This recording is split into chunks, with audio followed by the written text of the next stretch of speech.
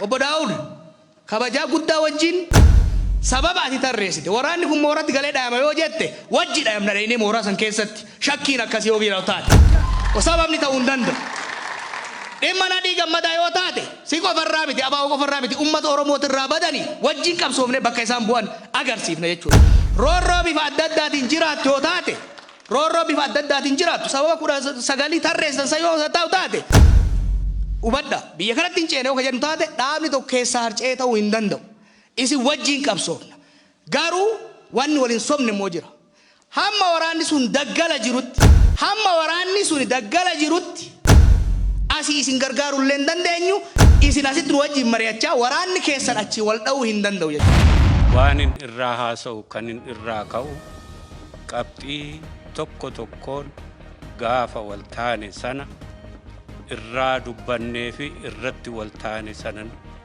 بودت ديبي الراكاسا سنر بودا مو أسلوفني مال تتافني مال توانكاتي ركنا مالي سيني نانكاسا إتانسي موحال أوروميا كيسان كاسو بروادا كان الرد جالوان ولين دفانيس بكتيني الرادة قد في مناف إفوك كابو كابتيب قدا أكرت نغرغاران Abbaan gadaas naa eeyyamaydeen amanaa isaaniifis gaafataa jechuudha.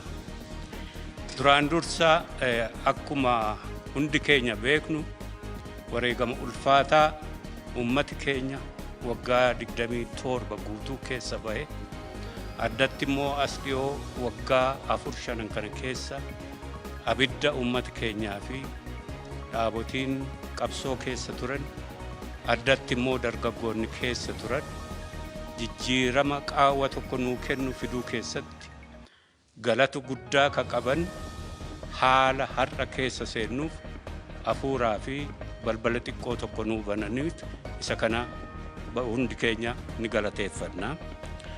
Isarra dhaabbatamee paartii EPRD ka biyya kana abidda qabsiisee nagaa ummati fi addunyaan guutuun gaafataa ture irra ejjetee didee dhiibbaa fi wareegamni kun isarratti geessiseen keessa isaatti jijjiirama tokko godhee hunda keenyaaf abdii kenna. Jijjiirama kanarra dhaabbatamee waamichi godhamee gaaffii ummataa dhiibee dhufe hidhamtoonni hiikamanii akkasumas paartiileen adda addaa kana keessatti hirmaatuudhaaf sagalee isaanii dhageessisan.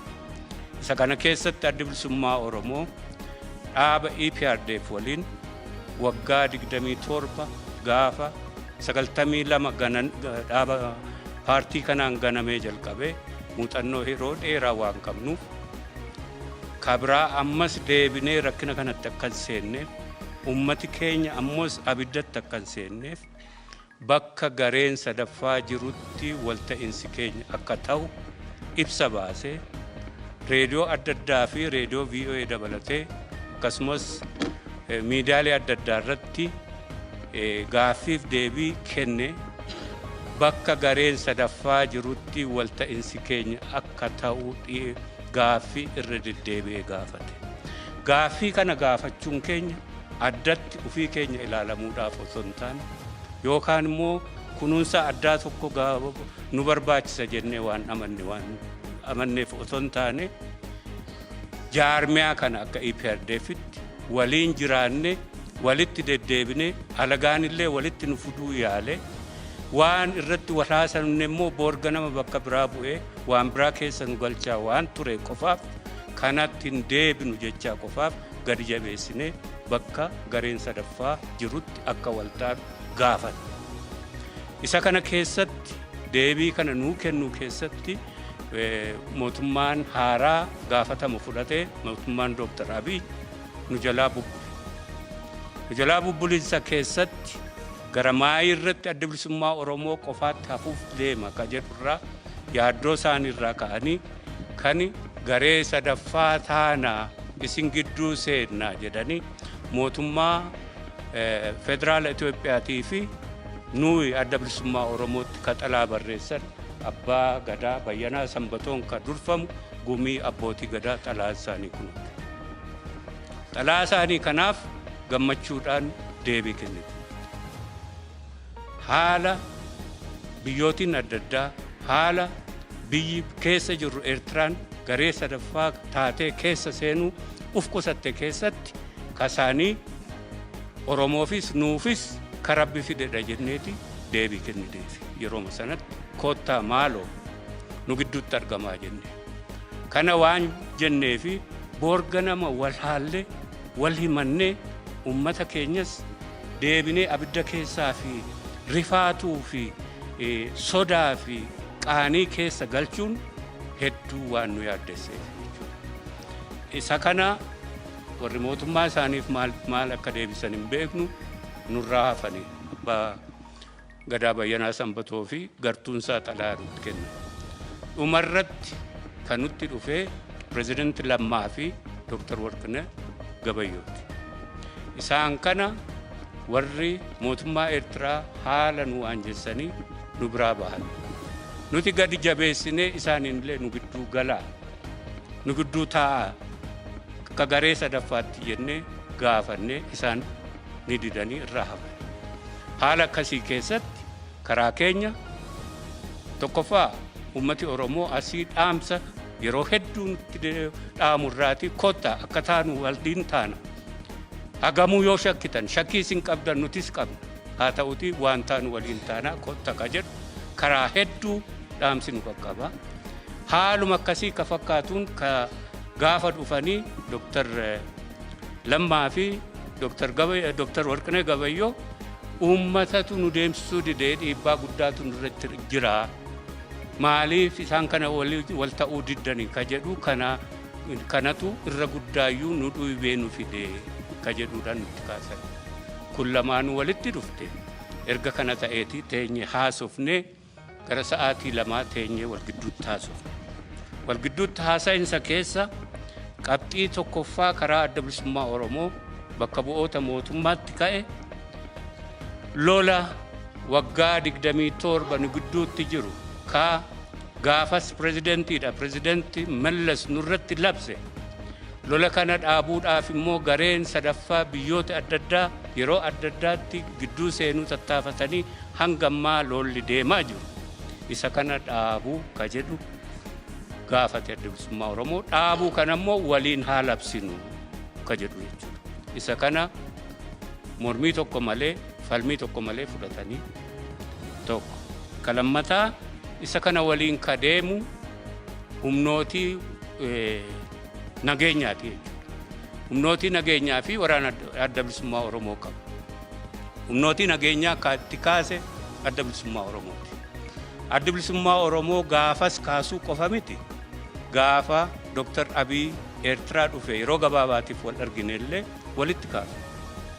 Karaa keenya humni nageenya biyya kana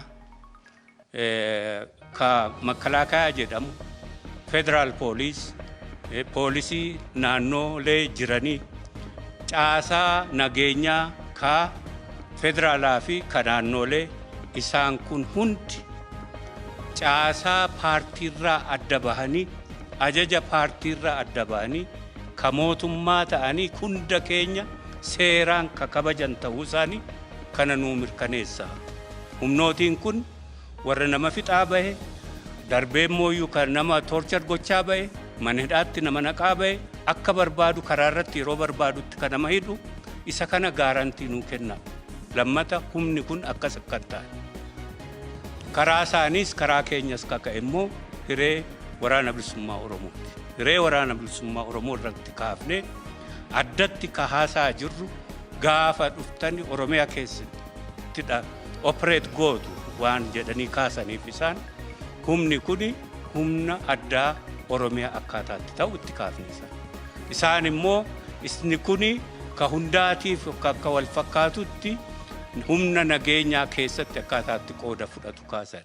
Nuti karaa mataa keenya sababaa amansiisaa humna addaa Oromiyaa ta'ee akkaataatti tajaajilu. Humna addaa kana immoo mootummaa Oromiyaa jalatti hoogganame hooggansaa keessatti akkaataatti qooda fudhatu adda bilisummaa Oromoo ijaarsa isaa keessatti adda bilisummaa Oromoo akkaataatti fudhatu isa kana hunda fi ka isin kaaftan jennee haasofne waluma hubannaadhaan gaafa gallu koree itti jaarreeti karaa keenya immoo itti daballee professionals gargaarsifannee akkaataatti humni kun hammatamuu fi nageenya Oromiyaa keessattis qooda fudhataa haa ta'u yookaan akka humna addaatti isa kan akkaataatti xumurru koree ijaarra waliin koree waloo ka jedhu kana irratti waltaanee kaane jechuudha. Kabraa kana waliin ka deemu ka nuti kaafne humna miseensota adda bilisummaa Oromoo hoogganoota adda bilisummaa Oromoo kanneen dhabaman guutuu ta'uu baatullee ka galmeessaa qabnu nuufis Oromoofis fardiidha isaan kun. Bakka isaan jiran yookaan nuu hima mootummaa harkaa qabdan yoo nuun himtan ta'e immoo falasaa Oromoo wajjin akkaataatti kun deebii argatu kana gaaffii keenya isa jabaadha. Inni kun waan jaalnadhii gammadaafaa waan kaasaa hunaafteefaa lakkoofsi isaanii xiqqaa miti. Nu qofaa miti ummatoota Itoophiyaa keessaa kanneen akkasitti dhaban lakkoofsan qaban tokko kana jechuudha. Isa kana ammatti kana ka jennu hin qabnu gaafa gallummoo waliin barbaanna. Isa kana qabxiisaa gaafa kaltan kaaftu isinis kana irratti waltaanee jechuudha. Kanuma waliin kanneen mirga ilma namaa dhiituu keessattuu lubbuu hedduu dhabamsiisuudhaan masaakir yookaan ajjeechaa bakkoota adda addaatti finciloota ta'an keessatti darbee immoo bakka adda addaatti Oromiyaa keessatti fi bakkoota adda addaatti ta'an kana waggaa 27 keessatti bakki isaa beekamoodha. Isa kana akka Oromiyaatti akka biyyattiitti inni kun sirna qabaatee akkaataatti bakkatti godhamu guduunfamee akkaataatti darbamu isa kana irratti gaaffii keenya gaaffii ummata keenyaati gaaffii warra kana keessatti lubbuun isaanii dhabamee fi kanneen naafataniiti inni kun deebii sirnaa barbaada jenna. Inni isa kana walumaan akkaataatti xumurru gaafa gallu waliin irratti hojjenna ka jedhu nuu fi warreen dhimmi ilaalu hunda wajjin ka jedhu irratti waltaane jechuudha. Kanuma waliin ka nuuf jabdu mannisaa dhagaa ta'uusaa qofaarraatii miti nuuf ka justice haqa gaafatuuti waajjiroota adda bilisummaa Oromoo nurraa saamaman nuu deebisu ka Finfinnee Gullallee dabalatee fi Oromiyaa guutuu keessatti isa kana humna qawweetiin keessaa baane kunoo eengadda iji keenya otoo ilaalu warra Eritiraatiif imbaasii isaanii deebistan warra Eritiraa gamoo biraas bitachuu danda'u biyya ammaa kabiraas ijaarrachuu danda'u haa ta'uti kasaanii haqa waan taateef deebistanii fi akkasitti hubannaa nuufis haqa keenya nuu deebistu isaan kana tole kanarratti waltaanee darbe. Isuma kana waliin waan ooraati kakaafne. Ooraan erga adda bilisummaa Oromoo bahee waggaa 57 hojjeteera. Waggaa 57 hojjetuu sana keessatti dhumarratti haala addunyaafis Oromoofis ifan taane keessatti qabeenyi isaa saamame, manneen inni qabu saamame, istoorota inni qabu saamame, piroojeektii inni gaggeessaa ture ka gargaarsa uummataa fi dargaggootaa fi daa'immanii fi akkasumas qotee bulaa keenya wajjin walitti hidhatee hojjetu hundi ni saamame jechuudha. Kuni gara 1996-97. Isa kana keessatti inni kuni nuuf deebi'aa. Ooraa deebistanii reejister nuu gootu. Isa kana galmeessine jechuudha. Uma tokko mormii hin turre. Dhimmooti kana waliin kadeeman wanti xiqqaa ta'an kan jijjiiranii waan garuu nuuf jabduu ka gadi jabeessinee akkuma namaattu adaraa President Lammaa wal himachuuf yoo ta'e deebnee walitti galagaluuf yoo ta'e yoo galuu baanne fayya. Maaliifi wal dura dhaabbanne wal loolle wal hamanne walirratti waan taane hojjenne ummati keenya kana keessaa ba'uu barbaada. Nullee kanatti deebi'uun barbaada. nagaan hojjechuu erga deemneeti nagaan socho'uu adda bilisummaa Oromoo nagaan socho'uu paartiilee hunda nu mirkaneessa. Wali mannaaf immoo hin galu. Ishee kana akka galfataatti nurraa fudhadhu. Kana hunda himanne kanaan galle. Walta'iinsa kanarratti cuunfaasaa ibsa waloo waliin baafneeti galle. Ibsa waloo kun gaafas achittis miidiyaaf kennine asittis immoo OBN fi ETV irratti darbeera. Kana natti fakkaata Jaalfiraa'ol kanarratti caalaatti isa waan ta'eef isaaniifis dabarsaa waan ka turee fi ka hordofaa ture caalaatti ibsuu danda'a jechuudha. Kana qabannee galu keessatti waraana kumaa fi leenjii waraanaa warra qaban warra yeroo adda addaatti namni irraa bobbahee achitti hafanii jiran nama 300,000 ofiseroota warra Eertiraa fuulduratti ana mataa kiyyaa fi Jaal Abdiin as keessa jira nutu warra mootummaatti kennee jiru. Basii 25 erganii fudhatan nurraati. Gaafa fudhatan egaa koreen kuni asiiti warri nu keessaati dursanii as dhufan waliin koreen waloon tokko waliin ijaaramte koree waloon kun immoo waraana bilisummaa Oromoo ka integrated ta'u yookaan ka qaama mootummaatti dabalamus haa ta'u ka humna addaattis ijaaramuu haa ta'u mariin ta'u kana koree waloo kun leenjisa ishee jireenya ishee dhumarratti immoo ramadamuu ishee ka hordofu waraqaa waliinu tolfame ka bakka bu'ooti federaalaa keessa jiran bakka bu'ooti mootummaa Oromiyaa keessa jiran koree walootu ijaaramte otoo nutu nufi gaafa dhufnee waa humna sana as galchinu guyyaa dhufnee qubannee iyyuu hin finne ijoolleen achi qubattee sun nutti bilbiluu jalqabde. Hooggana keenya barbaadna ibsi nuu kennamuu qaba maal goona akkamitti fufna inni kun nuu kennamuu qaba jennaan Jaalle Abdii Raggaasaa fi Jaalle Yaddii miseensota koree hojii raawwachiistuu adda bilisummaa Oromoo asirraa kaafnee qajeelchine.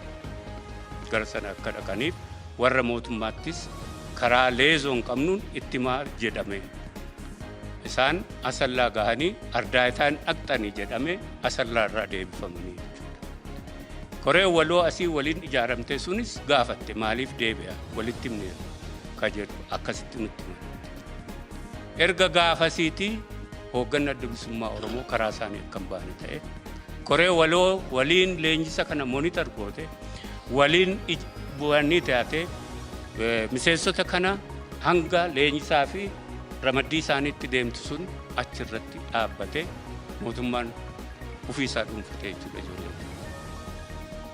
Sanarratti waan kaampii addaataa keessatti ta'e akka amma xiqqeeffamee waan ni jedhu waan nyaata dhabuuf waan ni qofaa otoo hin taane rakkina guguddaatu dhalate inni kun addunyaa guutuutu miidiyaa adda addaatiin jala bu'aa ture jaarsoliin keenya illee gaafas si'a lama sadaffaa gaafa isaan asiitii rakkina furuudhaaf gara dhiyaatti bobba'ani si'a sadaffaa moo arfaffaatiif rakkinni mooraa sana keessatti ka'aa jechuudha. Achi keessatti kaka'aa ture tokko hoogganni keenya maali nuti gaaffii qabna hooggana keenyaatiif akkamittuu deemna ibsa nuu kennuu qaban kalammata hidhaa dhufne moo asiitii ka mootummaa dabalamnee ka waanni gochuu dhufne sadaffaa nuti as ka dhufnee fi ka mootummaatti dabalamuu moo ka paartii tokkoffaa barnoota barachuu dhufne kan isaan achi as nutti ba'anii kana ka dhage dhugaa moo dhugaa miti ijoollee achi keessa turte qoratanii adda baasuu danda'ama.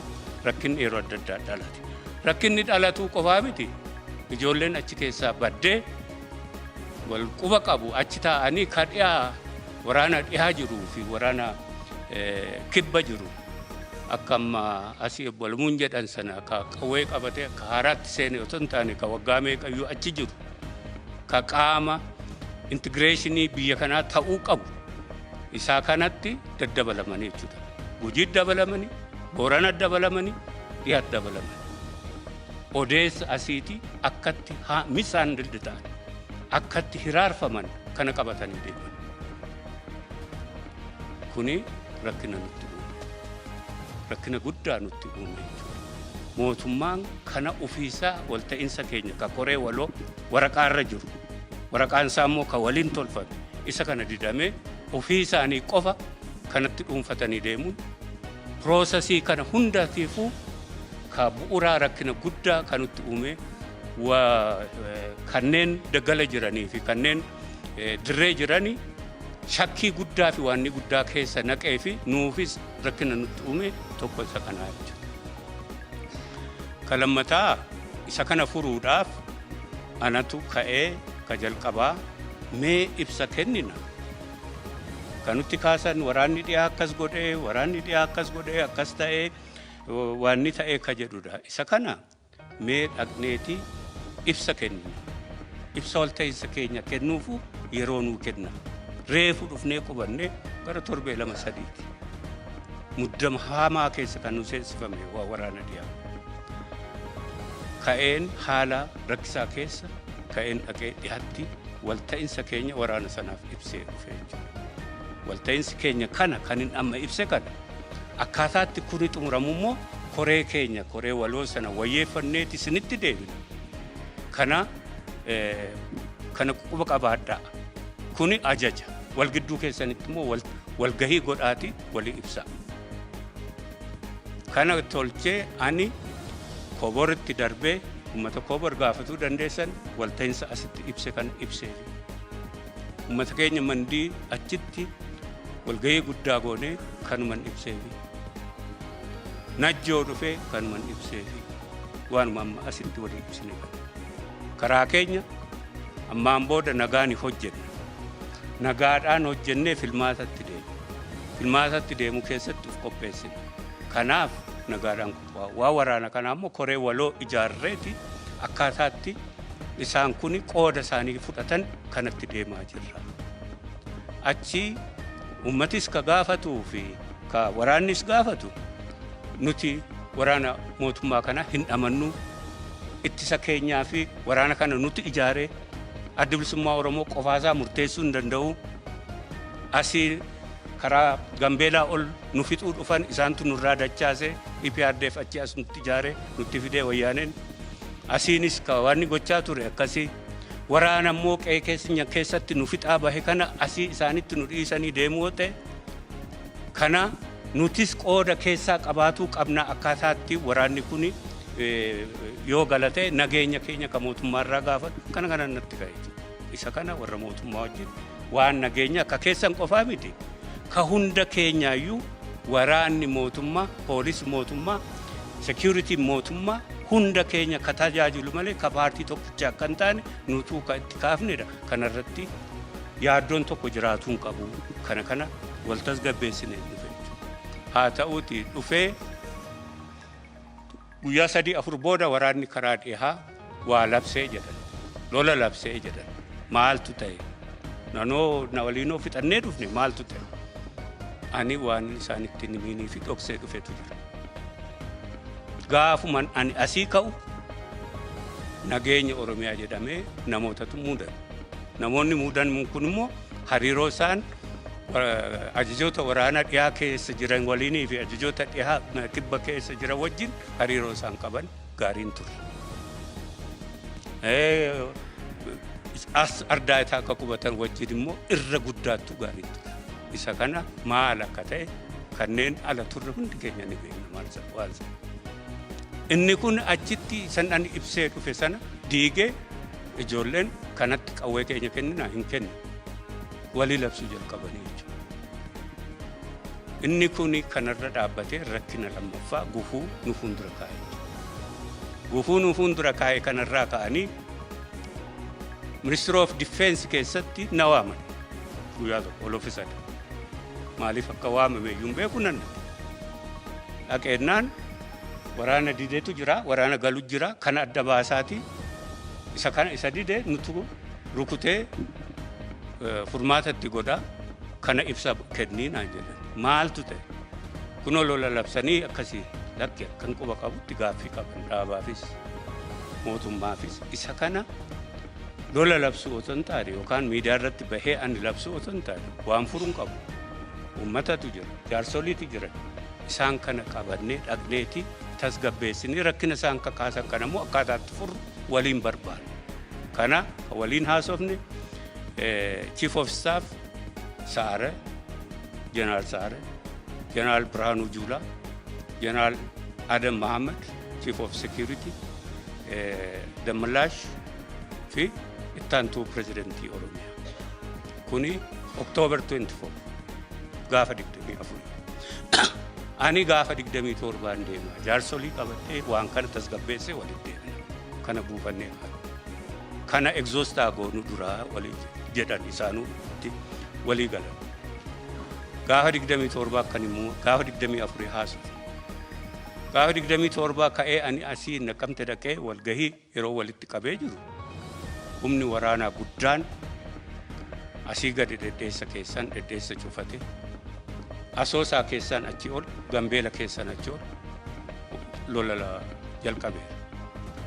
Ani walgahii waameen waan kana nagaani deemna nuti waan waraanaa immoo mootummaa wajjin akkaataatti xumurannu nutu suuta jedhee waan ni godha. Kanarra nu gargaara jedhee Dambidolloo irraa, Beegii irraa, Mandii irraa, Gimbii irraa, Horroo irraa, Ilubaabor keessaa jaarsolii dhufanii fi bakka bu'aa ergatanii fi warra dargaggoota qeerroo akkasumas beektota adda addaa kan irratti hirmaatan irratti ani yeroon kana labsaa jiru lolli deemaa jira. Sanan dhageenye. Ati maal haasoftaa asii waan nagaa maaliin hin jetta lolatu ibiddi qabatee dhiya guutuu keessatti lola deemaa jira naan jedha. Haa ta'u sana wal haasofne mormiin narratti ka'e mana sana keessatti walgahii keenya fixanne ganama kaanee deemuuf jenna warri anaan iskoortii akkana godhanii mootummaa naannoo Oromiyaa irraa naa kenname suni nuti kanan darbinuu karaan cufaadhaa naan jedha. Gimbii, Mandii achimmoo ijoollee bira dhaquun kan hin ture kanarraa ol deebi'e. Ol deebinsa keessa iyyuu karaan cufamee waan adda addaa ta'e haala adda addaa keessa ol deebine jechuudha. Akkasitti duubaan lolli nuti nagaadhaan furanne jedhame lolli bal'aan ta'e lolli hamaan ta'e akkasitti kaala sadaffaa gufuun sadaffaan fuuldura taa'ee. Inni kun ta'ee sana booda jaarsoliin keenya gidduu seenanii walii himne kana hunda himne jaarsoliidhaaf. Waa jaarsolii bal'aa beektonni ka keessa jiran dhaqaa waraana kana saasofsiisan. Waan ni godhaa jennee karaa saaqnee fi miseensota keenya warra koreejii raawwachiistuu keessaa fi miseensota keessaa ramannee fi dhaqan. Dhaqanii isaanis waraana haasofsiisanii haala tasgabbeessanii qabxii 10 ka nuti irratti waan ni taane deebinee waan kana nagaatti deebisnu nuu kennanii kanaaf hir'inallee qaba. Hir'ina qabu qaba. Haa ta'uutiin hojjechiisa ka jedhe ani. Gaafas karaa mootummaa naannoo Oromiyaa ni yaadadhattaan tun lakki dura waraqaa nuu kennaati. Ilaallanneeti itti deebinaa. Kanuma har'a balamuun jedhe sana waan seera kabachiisuuti inni kun. Dhimma seera kabachiisu. Kanaaf ilaallannee deebina malee jettee lakkisaa nu hojjechiisa. Fayyaa ta'u Pirezidaantii Lammaanis waan hin jedhe sana fudhatee koree waloo akka ijaarru waltaanee kaane. Koree waloo ijaarre. Koree waloo kunis hojii isaa jalqabe. Maaliif torbee lama keessatti xumuramuu dide waan akkasitti baay'ee wal xaxaa kana jedhamee sardamne silaatii akka nuti waltaane sanatti rakkinni yoo dhalate nutti deebi'ee nuti immoo rakkina dhalate kana attam goona attam taana wal gaafanne. Akkanaaf galutti immoo jaarsolii nutti kennatu jirani. Jaarsolii kanas koottaa nutoo wal dadhabne rakkanne mee irratti nu gargaara yookaan waan biraa jennu kun hanqatameeti miidiyaatti bahamee dhaabbate koreen kun har'aan booda hojii ishee hojjechuu dadhabdeetti jedhame kana wanne. Yeroo kana jedhamee labsamu kana keessatti immoo Prime Minister Office na kan waamame fayyaa ta'anii ulfina guddaan qabaani. Kabajaan naasofsiisanii naasofsiisuu keessatti waan isaan natti kaasan waraana dhiyaa kan durkunnaa jedhan. Maaltu ta'e? Kunoo koree ijaarre maanguddooti jiran dhaabbatani. hin godhina. Yoo kana gootani lolatu qawweetu dhuka'a. Aara qawwee dhaga'ama. Kun immoo biyyattii kanaafis nuufis gaarii hin ta'u. Nama baay'ee du'uu mala. Kan irraa hafu immoo rakkina keenyas, rakkina dhaabaas, rakkina uummata kanaas ta'a. Yoo ta'uu baate gaariidha. Kanaa achi kana caalaa mormii Piraayim Ministeriitti waan guddaa kaasuu hin danda'u. Bifa kadhaatiin kanuma jedhe. Kalammataa anatutti kaase. Qabxii rakkina keenya. Ergan carraa kana argadhee haalli nuu fi ODP gidduu jiru gaariitti. Hostaayiliidha. Ololatutti gadhiifama. Kanaaf immoo rispoond gochuuf miseensota keenya illee waan gochaa jira. Darbee doorsisa adda addaati jira bakka adda addaatti. Karaa dhiyaa keessatti ijoolleetu achii baqa waraanatti filoo gochaa jirani. Inni kun immoo waan uumu gaarii. Kanaaf hostilitiin kun akka jiraanne isa kana nu tasgabbeessaa. Waan walta'iinsa keenya inni kaanii inni waan haasofni kun waa tokkollee waan itti bu'ame hin qabu. Ka jaarsoliin nu tarrisanii ka'an. Waanuma waraana kanaati kummarraati ka'an. Hidhaa seenne nuti. Waajjira keenya nuu banaa jennee xalaa yeroo adda addaatti waajjira ODP'tti ergina. Waajjirri oofishaalii haa banamu jedhamee itti ergamu tokko hin jiru. Gaaffiin bakka hundaatii kan nutti dhufu achi yoo nuu dhaamame malee asii waasinii gochuu hin dandeenye. Hudhaa biirokiraasii kana seenne Oromiyaa guutuu keessatti. Bakka gariitti uummati uumasaa yaa'ee bakka itti banatee jira. Oofishaalii garuu haa banamu jedhamee deddeebinee gaaffinni keessatti tokko dhaamsi tokkollee kan qaqqabee sanarraa kaa'amee bakka hedduu rakkinatu. Isa kana inni kun ka hojii siyaasaa ka maalii waan ta'eef itti juudhii irra guddaan ka nageenya uummataa keenyaa fi ka waraanaa fi ka bakka waraanaa kana. Piraayim Ministeriin erga kana na jedhanii booda torbeeyyuu gahe natti hin fakkaatu. Waraanni diviizhinii lama Eertiraarraa ka'e diviizhiniin tokko Goojjam Buree keessa ce'ee karaa Giddaa Limmuu Naqamte kana keessa waan inni godhe asii achi gara Dhedheessaa fi gara Gimbiitti. Diviizhiniin tokko immoo Asoosaa keessaan ce'ee Goojjamirraa inni immoo asii ol Asoosaa fi Begii fi Mandii fi Najjootti achi as ka Gambeellaarraa dhufu Jimmarraas akkasuma humna kana asii achi safokeet godhanii loluuf natti fakkaata akka nama waraana keessa turetti kan ilaalutti lola guddaa abdii qabate. Lola kana keessatti nuti waraana wajjin qunnamtiin qabu. Qunnamtiin keenya nagaan hojjenne jennee gaafa waaniyyuu achiitii bakka isaarraa ka'e. Lolli kun taa'aa jiraachuu garuu Oromoonis beekaa nutis beekaa. Abiddi qabatee jiru. Maaltu ta'e nama meeqa dhume waraanarraa gamtu dhume gabaasaa isaan qabu. Lolli kun garuu bal'atee komaandi poostiin Asoosaa keessatti ijaarame.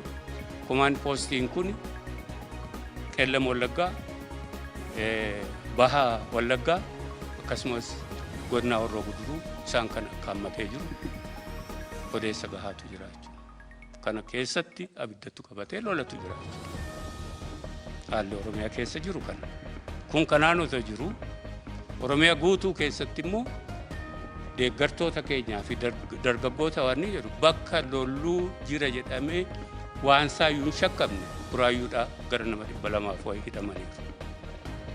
Sabbataa akkasuma gara nama 120 250 hidhamaniiru. Sanaa ol ta'a sanaa gad ta'a lakkoofsa.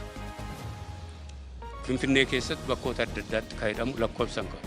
Asii qabii Amboo qabii waan qabii Gujii kan namni bakka ittiin hidhamee. Hidhaa kanneen hidhaman har'a yeroo lammataatiif haala nagaa kana keessatti jedhamee waan jedhamu keessatti xollaa keessatti guutanii jiran ijoolleen dargaggoota. Bakkoota biraa concentration camp biraas jiru jedhama isa kana ka xollaa qofa akka gaariitti dhaga'e. Kun kanaan hin dhaabbanne amma kun bal'atee deeme duuli ololaa duuli siyaasaa kan mataasaa ta'uu danda'e miseensoti koree jira hojjistuu keessa nama tokko akkasumas immoo miseensa gumii sabaa ka ta'e miseensa central committee jechuudha fi miseensota adda addaa Finfinnee kana keessatti qabamanii hidhaa jiru. Haala akkasii keessatti eenyutu nama hidhaa sirna kamiini akkamittidha haala waliisaa wallaallee sanarra darbee daawuduu boor hidhama abaluunuu boor hidhama intimidation ka public secretary dhaanatti fakkaata maarra akkatti oollee galluu fi surveillance nu jala oolu akkaataa isaa fi waliisaan waajjira jedhamee kaanu koorneriin tokko irraa muramtee nutti kennite kana bakka sana yeroo hundumaa sodaa fi dir'aa kanatu jira jechuudha.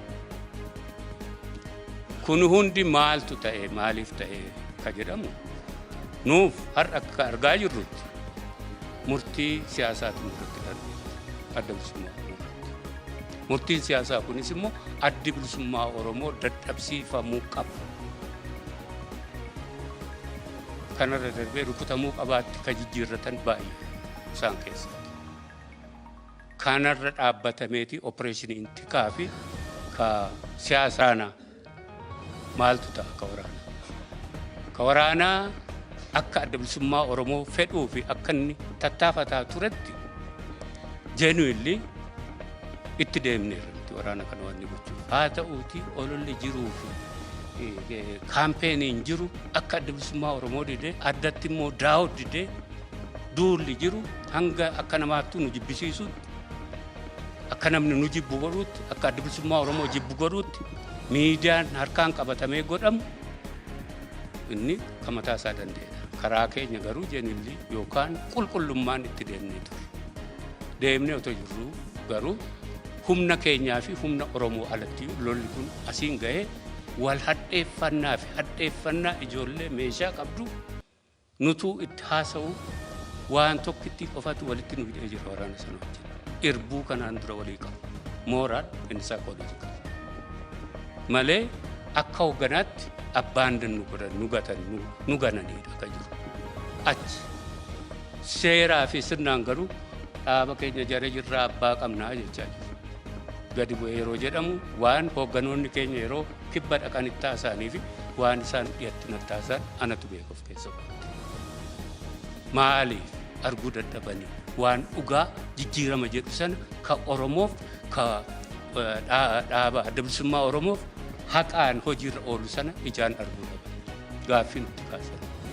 Kana rakkinni kun waraanni sun har'a ka uummata Oromoo fi mootummaa fi adda bilisummaa Oromoo fi hundi rakkina isaatii malee rakkina adda bilisummaa Oromootti fayyaa ta'aa ulfaataa jira.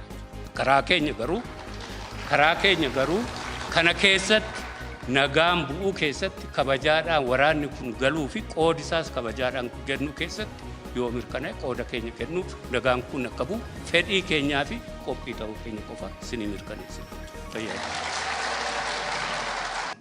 Furmaanni an akka ilma Oromoo tokkotti akka nama dubbii tana sirriitti beekutti akka abaa'oo keessa dhalatee oppidoo jalatti guddateetti isinitti himu jira. Kunis abbootii gadaa waan gootan isinitti himuwan isin gorsuu akka ilma keessanitti obbo Daawudiin ajaja dabarsii waraanni haa galu jedha asumatti waadaa seensisa. Homa akkuma narreefu jedhetti wanni inni tarreesse komiin inni tarreesse hedduun dhugaa qaba. Komiin tarreesse sun garuu waraana kana galchuu waan isa dhoorguu miti jechuudha. Ana ajajoota waraana bakka adda addaa jiran kallattiin qunnamee dubbisee jira. Akkuma miidiyaatti yanitti dhuunfaanis kan jedhan dhaabni kun ajaja yoo ka dabarsu taate nu guyyaa barumtaa mooratti galuudhaaf qophiidhaa jedhanii jiran jechuudha. Hogganoota jaarmaa kana keessa jiranis hedduu isaanii dubbisee jira. Kana kan muruu danda'u amma homaa wanni irratti hullu hin jiru namoonni cinaa jiru. Hangafa kiyya nama abbaa kiyyaa obbo Daawud Ibsaati gara isaaniitiin. Kana irraan qabina sababalleen tuulina yoo dhugaadhaaf Oromoof qabsoofnaa biyya kana ceesifnaa jaallannu biraa kufansan gatii itti goona kan jedhan taate obbo Daawud Ibsaa har'uma labsa dabarsuudhaan waraanni akka galu gochuu gara isaaniitiin.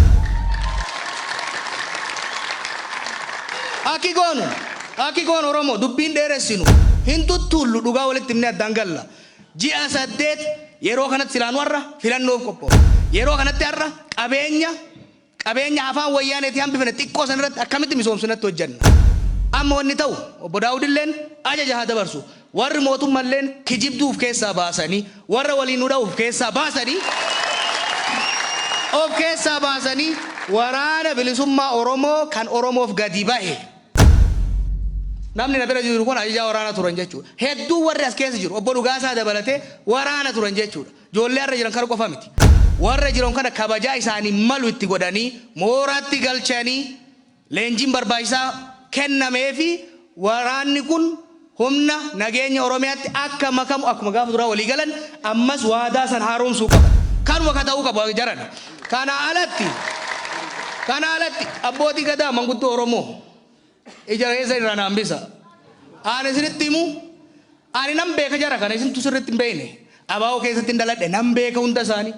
Oppidiyoon mataa keessa na tumaa turte nan beeka hunda isaanii. Sirriittan isaan beeka. Wajjiin hojjedhes isaan gara fuulduratti baasuu irratti illee wajjiin hojjedhes dhugaan jiru jarri kun wal amanaan turre. Iccitii tokko isinitti himu nu asii ijaarsummaa jennee handaara keessa deemna. Asii walitti isa hin qabna. Obbo Daawud Faan Harargeetti osoo nafin mooraa waraanaa bananii leenjisaa turan. Dhugaan kana ka jiru. Akkuma torbaan darbeetti illee dhaqee dubbisee tindu. Jarri kunilleen asii araara jechaa asii nu sossobaa waraana isaanis cinaa Somaaliyaa irraa kaasanii cinaa Eertiraa irraa kaasanii Wallagga galchaa turanii jechuudha. Har'a ummanni Wallaggaa ummanni akkasi qabsaa ture suni halkan warri Obbo Daawud Ibsaa guyyaa warri Alamuu Simee ummata shoorar keessaa jiran. Okay? Kanaaf dubbii irra hin qaqqabnu. Obbo Daawud kabajaa guddaa wajjin sababa ati tarreessite waraanni kun mooratti galee dhaama yoo jette wajji dhaamna dhayinee mooraa san keessatti shakkiin akkasii yoo biiraw taate sababni ta'uu hin danda'u. Dhimma nadhii gammadaa yoo taate si qofarraa miti abaa'oo qofarraa miti ummata Oromootirraa badanii wajjin qabsoofne bakka isaan bu'an agarsiifne jechuudha. Roorroo bifa adda addaatiin jiraattu yoo taate sababa 19 tarreessan sa yoo ta'u taate hubadha biyya kanatti hin ceene yoo jedhu taate dhaabni tokko keessaa harcee ta'uu hin danda'u. Isin wajjin qabsoofna. Garuu wanni waliin sobne immoo jira. Hamma waraanni sun daggala jirutti asii isin gargaaruu illee hin dandeenyu isin asitti nu wajjin mari'achaa waraanni keessan achi wal dha'uu hin danda'u. Kabira namuu ka beekuu qabu. Mootummaan amma jiru ka ODP itti jaalannis jibbines. Amaanaan ce'umsa kanaa ka kenname Abiyyi Ahmaditti Lammaa Magarsaatitti. Kana ka beekamuu qabu. Mootummaan lamaa miti kan jiru mootummaan tokkicha. Mootummaan kun rakkoo yoo qabaate hin gorsina itti iyyina abbootii gadaatti manna yoo didan akka barnetti karaa itti cufne hiriira itti baane likki itti galchina malee qawween itti hin deemnu jechuudha. Kanaaf abbootii gadaa dubbii haa gabaabsinu. Dubbiin gabaabsu wayya. Waan gootanii yaadallee nurraa fuutanii qalbillee nu hirina wallee nu lolchiisina gahe waan gootan jara nu gaafadha. Daawud Ibsaatiin gadi bahee har'a isin duratti har'arraa kaasee lolli haa dhaabatu har'arraa kaasee waraanni bilisummaa Oromoo ajajni itti kennamee jira mooratti haa galuu haa jedhu. Jarri kana yoo ka godhu taate yoo jara amanuu baate anaa fi Bayyanaa Sanbatoo manguddoo biraa dabalannee waraana kana bira dhaabannee mooratti galchinee waan barbaachisu hin goona. Kana achitti yeroon walgayii teenye yeroollee of biraa qisoosnee ummata keenya shawwadaa jirra. Hundi keenya tibba darbe obbolummaa bira dhaynee waliin mari'annee paartileen kun walitti dhufan jennee paartii 14 finnee tokkummaa jennee ummata keenya harka dhoofsifnee torban osoo hin gahin qalbii cabsine. Torban osoo hin gahin wanni lafa keenya sun hagarraa paartileen sun walitti dhufanii hin jaaramne jechuudha. Kanaafi ofis sobne walis sossobaa hin deemnu. Obbo Daawud labsa dabarsi waraanni haa galu isinilleen hattuu fi warra shayxaana ta'e nama lolchiisu ka olola gandummaa fi naannummaa mootummaa Oromiyaa keessa galchee isin bira taa'ee ummata Oromootirratti gandummaa labsu murnummaa labsu ummata keenya addaan kokkootu of keessaa baasa kana godha. Kana yoo ka gootan taate karaan hin dhufan yookaan immoo callifne yookaan sobaa oollu taate of sossobaa biyya tanas kokkofalchiisatuma qiletti galchuuf deemna. Kanuma jechuu barbaada. Noof oolcha galtooma. Amma gara dubbii samma keessa jirrutti wayita deebinu sila obboleessi koo Jawaaris kaa'eera namoonni adda addaas kaa'aniiru. Adda bilisummaa Oromoo ijoolleen Oromoo isa jala hiriiran waraanni bilisummaa Oromoo har'a bosona keessa jiru. ijoolleen keenya kun saba isaaniif jecha ulfina isaaniif jecha ulfina saba isaaniif jecha ulfina keenya namoota addanna jirruutiif jecha akkuma isaan jedhan akkuma obbo Hayileen amma jedhan eeboo keenya eeboo dheeraa nuu ta'aniiti kan isaan achi keessa jiraataa jiran. Ulfina hunduma keenyaati jechuudha. Kun dhugaadha. Kanaatiif amma akkamittiin noo walii galleerra biyya kana keessatti nageenyaan qabsoofdha haalli kaleessa hin turre nageenyaan qabsaa'uudhaaf haalli kaleessa hin turre har'a jira. Har'a biyya keessatti deebinee nageenyaan qabsaa'uu qabna jennee hundumti keenya wayita walii gallu ijoolleen kun sababii isaan bosona keessa ta'aniif hin jiru. Kanaatiif dhufuu qabu. Akkuma sila jedhame obbo Daawud ajaja dabarsuu qabu as deebi'uu qabu. Garuu yeroo kana jennu waraanni kun akkuma amma irra deebi'ee akkuma dubbadde akka nama mo'ameetti akka waraana injifatameetti akka waraana badii dalageetti akka waraana hattuutti akka murna saamtotaatti bifa kanaatiin miti. Akka amma obbo Hayileen jedhe akka gaachana keenyaatti akka eeboo keenyaatti akka nama ajjeesee galeetti akka nama injifannoodhaan mana isaatti qe'eesaatti maatii isaatti deebi'eetu sirnaan deebi'uu qaba. Kanaatiif obbo Daawud ajaja baasu gartuu biraan immoo deemee dhaqee ajaja baasuu qofti immoo nagaa waaraa hin fidu nagaadha kan nuti barbaadu. Ajajji sitti baheera kottu yoo ta'uu baate immoo rukutamta jechuun miti kun hin danda'amu. Nama ulfina isaatiif ka'ee nama 10 deebisanii iddoo kana fiduu hin danda'amu. Nama ulfina isaatiif bahe ijoolleen kun ulfina isaaniif ulfina saba isaaniitiif iddoo sana jiru. Ajajji sitti baheera kottu jedhan deebi'anii dhufuu hin danda'an. Kanaatiif dhaqanii laakuun waliigalti Oromoota irratti waliigale haalli kaleessa ture kana fakkaata har'a immoo kanatu jira. Lolli yoo barbaachise wal faana lolla duun yoo nu barbaachise akkuma obbo Hayileeffaa jedhan wal faana duuna. Kanaatiif bosona kana keessa hin teessu galii saba kee tajaajili jechuu danda'utu nurra jira. Kana immoo gartuun bahee adda bilisummaa Oromoo keessaas ODP keessaas mootummaa keessaas dhaabbilee Oromoo biroo keessaas abbootii gadaa keessaas haadholii siinqee keessaas baamee qeerroo keessaas baamee dhaqamee yaa ijoollee kana dubbiin jedhamee wajjiniin haasa'amee amansiifamuun barbaachisaadha. Kanaaf sirni tokko akkuma obbo Hayileen jedhani sirni ittiin araarri bu'ee dhaabbilee tokko lama qofa osoo hin taane amma isaan guddisaniiru. Ani immoo isaa walitti yoo xiqqoo ol butuun barbaada. Dhaabbilee Oromoo gidduu rakkoon jiru hundumtu yeroo tokkoo fi isa dhumaatiif waan kana akka obbaafannu nu barbaachisa. Lolli keenya obbaafachuu qabna. Amma waan irratti wal lollu baay'een hin jiru. Eewus pirezidaantii haa ta'u, eewus muummicha ministeeraa haa ta'u, eenyus haa muudamu, eenyus Oromiyaa haa bulchu. Nuti garuu ofii keenyaan of bulchuu barbaadna. Kan kana nu dandeessisu dhaaba kam keessaa iyyuu nuuf dhufu dhaabiyyuu nu barbaachisu gaafa sana nu Oromoon jechuudha. Akka tokkotti dhaabbachuu ni dandeenya, gara tokkottis gara lamaattis dhufuu ni dandeenya jechuudha. Kanaaf gabaabaadhumatti waan jechuu barbaadu dhugumaatti bilisummaa Oromoo yookaan waraanni bilisummaa Oromoo har'a bosona keessa jiru wayii tokko yaadda'uu danda'a. Wannoo kaleessa laalaa kaleessaatu keessa jira. Waan 91 irra ga'eetu jira. Akkaataa itti dhumateetu jira. Waraana meeshaa hin qabne wayii meeshaan eega hiikkateen booda harka isaa duwwaa akka bosonuu ajjeesanii yeroo itti fixantu ture. Kana yaadata waraanni sun. Yookaan seenaadhaan kana beeka har'as kana sodaachuu danda'a. Akka kun hin taane waadaa seenuufiitu nurra jira. Waadaan sun immoo nuyidha saba kana. Eenyullee miti mootummaa wajjiniin miti kan waadaa galamu nu wajjiniin waadaa galamuu qaba.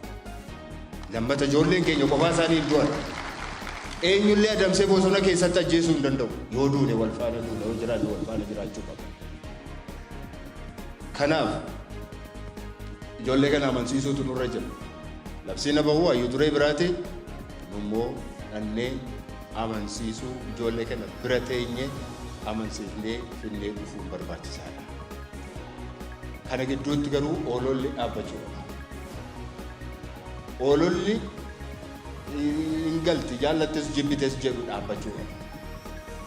Eenyullee lolee eenyullee waraanaan eenyuunillee ajjeesee itti fufuu hin danda'u. Har'a waraana baay'ee qabna jechuun ni danda'ama ta'a. Mootummaan kana yaaduu danda'a ta'a. Garuu waraanaan dubbiin xumuruun hin danda'amu. Saba ulfina isaa barbaadu waraanaan jilbeenfachiisuun hin danda'amu. Hin danda'amu.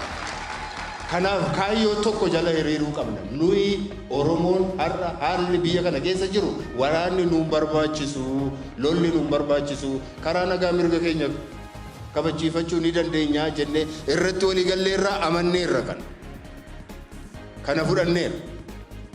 Kanaaf ijoollee kana kanuma amansiifna hin barbaachisu, lolli nuun barbaachisu. Bakka itti saba keessan kan caalaa tajaajiluu dandeessan, bakka itti saba keessan kan caalaatti tiksuu dandeessan, mirga isaa eegsisuu dandeessanitti gara sanatti deebi'aa, gara jireenya nagaatti deebi'aa ittiin jechuun nu barbaachisaa jechuudha. Kanaaf yeroo waraanni bilisummaa Oromoo bosona keessaa bahee as deebi'u mootummaanis tarkaanfii tokko fudhachuutu irra jiraata. Waraana isaa irra Oromiyaa keessa bobbaasee deebisee galchuutu irra jiraata. Bulchiinsi isaa poolisii humna addaa Oromiyaa jalatti deebi'uu qaba. Bulchiinsi isaa guutummaatti mootummaa Oromiyaa jalatti deebi'uu qaba. Gaafa kana uummanni nagaa argata. Kana ta'uu baannaan amantaan hin jiru har'as. Waraanni bilisummaa Oromoo akkuma bahee oolee utuu hin bulin waraanni mootummaas bahuu qaba. Achi keessatti gara nooraa isaaniitti deebi'uu qaba.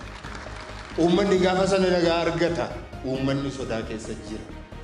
Kana gochuudhaaf amma jalqabnee sochii itti fufuu qabna natti fakkaata. Fayyataa galatooma.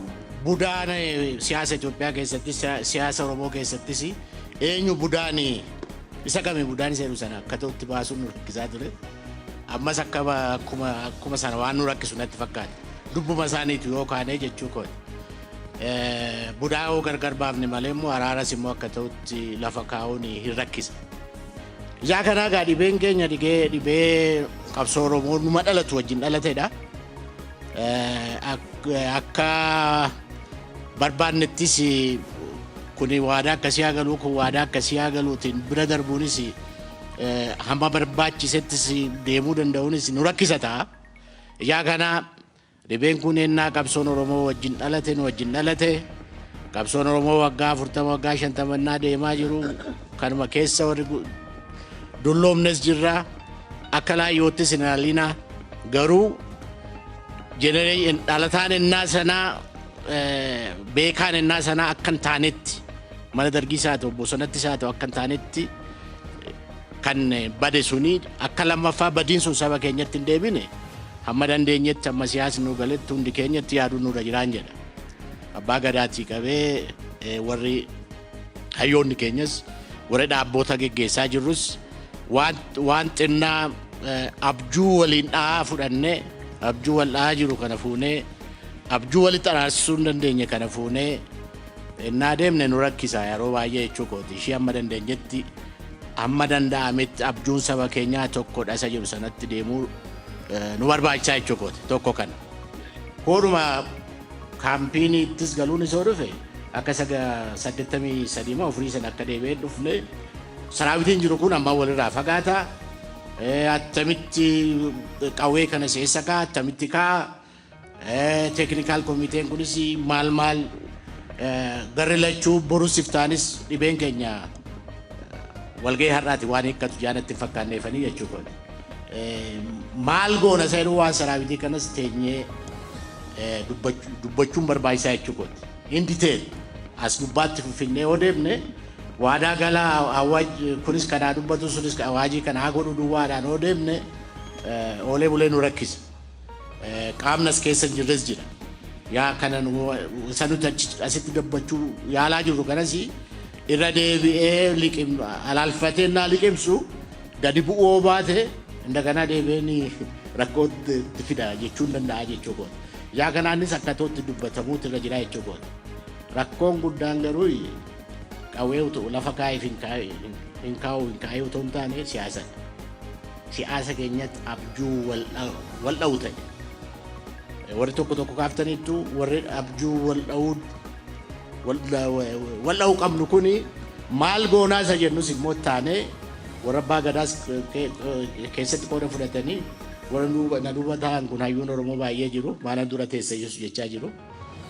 Isaanis keessa qooda fudhatanii maal attamitti qabsoo Oromoo rakkoo Oromoo kana hiikna siyaasa Oromoo kana attamitti hiikna hoo dandeenye walii galuu hoo dadhabne sabni keenya itti murteessee gara fuulduraatti filannaanis hin dhufa ta'a hin beekamu barcuma sabni keenya nuu kenne fudhachuudhaaf qophii ta'uun nurra jira jechuudha. Amma lolli guddaan jiru waan wal loksu hin qabnu barcuma boru dhufu waggaa tokko isaa ta'u waggaa lama isaa ta'u warri kaan achiyyuu nuu fageessaa jechaa jiru. Eenyummaa barcuma eenyuutu irra argataanis ta'uun hin jira hin malaa jechuudha duuba isaa. Isaarraa otoo hin taane waggaa boruu waggaa lamaan boruu barcuma eenyuutu irra argataa eenyu sabni Oromoo eenyuun irra duukaa bu'aa eenyu wajjin sirbaa eenyuun filataa eenyuun torataa baasaa eenyuun aangootti fidaa waan baay'een as keessa jaajiruuf isa immoo komiteen dhaabbatu kun attamitti saraawitiin kun dura walirraa fagaatee toksii dhaabaa walitti tokkosuu dhaabaa dhagaa walitti darbachuu dhaabaa walirraa fagaatee jiraataa sana booddee immoo siyaasa keenya hiikkachuu danda'uun nurra jira. Siyaasa bu'uuraa poolitikaa sana qabnaa jechuudha. Isa hiikkachuu danda'uun nurra jira hundi keenya. Sinittan baay'isee akkasitti kukkunnee yoo deemne har'a labsii kan isaan nuu baasanii nagaadhaan rakkoo Oromoo hiikna qabsoo Oromoo nagaan itti deemna sirna dimookiraasiidhaan itti deemna seeru har'a oolu kana nuu waadaa nuu galanii labsii qawwees walitti tokkosuu haa dhaabbatu isa jedhu waamicha gubbaatti walii galle isa kaan immoo koree namni baay'een dubbatu kuni lafa kaa'amee yeroo darbee yaalamee ture waan goodaatti badeef qilleensa gubbaatti waan inni badeef illee hin beeku isumatti deebinee hunda akka saba Oromootti rakkoo Oromoo waggaa 100 ture booxinnaatee qabsoo Oromoo waggaa 50 ture attamitti hiikna siyaasaan qawweemmi siyaasichi rakkoo qawwichi rakkoo qabaachuu isa miti rakkoo qawwee baatee kan deemu namudha kan walitti tokkosus namuma rakkoos kan fidu isuma garuu qawwee duuba siyaasatu jira. Siyaasa keenya attamitti hiikkannee Oromoon akka Oromootti biyya kanattis akka saba biyya kanaa keessa jirutti kabajamnee mirga keenya eegsifannee waan sabni keenya nuu kennus hin ta'e fudhannee saba keenya gara nagaa gara araaraa gara misoomaa gara maalitti deemuu hin dandeenya. Agaa akka nama dhaabbii niwutiraalii jara lamaan jidduu ta'etti kan ilaalu har'a waan argachuu dandeenyu waa lama akka gannu itti nu yaada labsii fi waadaa boru haroo dandeenya irra teeknikaal komitee kanas yaada kan kennus gorsituus jara lachuu kan gorsuu danda'u adaraa waaqaas adaraa waaqa Oromoo adaraa maalis jechuu kan danda'u hoo dhaabbannee deemnee mootummaan kunis egaa rakkoonsa warra biraa warra bal'aa wajjinis hojjechaa jiru. Mootummaa Oromoo duwwaa miti kan jiru jechuudha amma siyaasni galuutti. Yaa kana isaanis wal mari'achaa jara kana maal goona attamitti araaramna biyya kanatti attamitti nagaa finna isa jiru sana isaanis ilaallatanii dhaabbanni Oromoo hundi keenya ilaallannu warra boosii lafa ta'anii galanii akka ta'utti yaadanii rakkoo kana attamitti fala arganna isa jiru sana nan bal'isee karaa kana oo deemnee laga baay'ee ce'uu hin dandeenya natti fakkaata. Botu burullee baannee jechuudha dhibeen keenya nuti deddeebi'uu danda'a. Waan mana kana keessa abbootii gadaa jedhanii fi hayyooti ka dubbii sana harkaa qaban cuunfan sana irra dhaabbadhee tokkoffaa addi bilisummaa Oromoo nagaa mootummaa Itoophiyaa wajjin mallatteessee dhufe nagaan kuni nu gidduu nagaan kun akka jiraatu halkanii guyyaa ni hojjeta kana waadaa isinii seena. Isa kana keessatti waan nu falamsiise waa waraanaati isa kana immoo abbootii gadaa fi uummata Oromootti kenninirra har'aatti jalqabeen.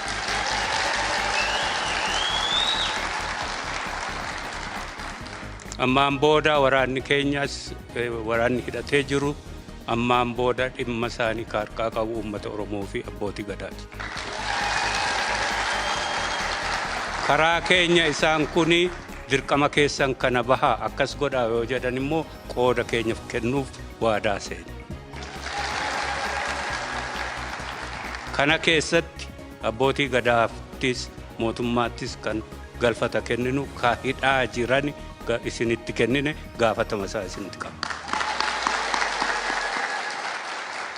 Nuti immoo nagaadhaan socho'uudhaaf mootummaa Oromoo haa ta'u, mootummaa Itoophiyaa haa ta'u, ka biyya kana bulchu ka ofitti fedhe irraa waan gaafannutu jira. Innis institutional guarantee. Dimokiraasiidhaan nagaadhaan socho'uudhaaf. Abbootiin gadaa immoo kana nuu mirkaneessu gaafatama qabdan. Ka barbaannu mirga namaatti otoo hin bu'in sirna mootummaan aangoo qabus otoo hin falmatiin nuti mootummaa falmachuu miti kaas jirru. Ummati Oromoo nagaadhaan mootummaa isaa akka filatudha. Isa kana keessatti sochiin keenya nuuf gaarantii ta'u nagaan keenya mootummaan kun security qabu yookaan dahannat jedhan sun waraanni poolisii akkuma yeroo darbee akkuma Hussein jedhe akkuma asii obbo Lubeen jedhe nu hidhuu nu reebuu kana akka hin jiraanne gaarantii akka nuu kennan institutional gaarantii ka jennu kana kanuma qofaa barbaanna. Kanaaf har'arraa jalqabee waraanni bilisummaa Oromoo gaafatamni isaa abbootii gadaa fi ummata Oromoo karaa keenya gaafatama ofirraa buufne qooda keessan kennaa yoo jettani qophii ta'uu keenya labsinaa. Fayyaa ta'aa ulfaadhaa.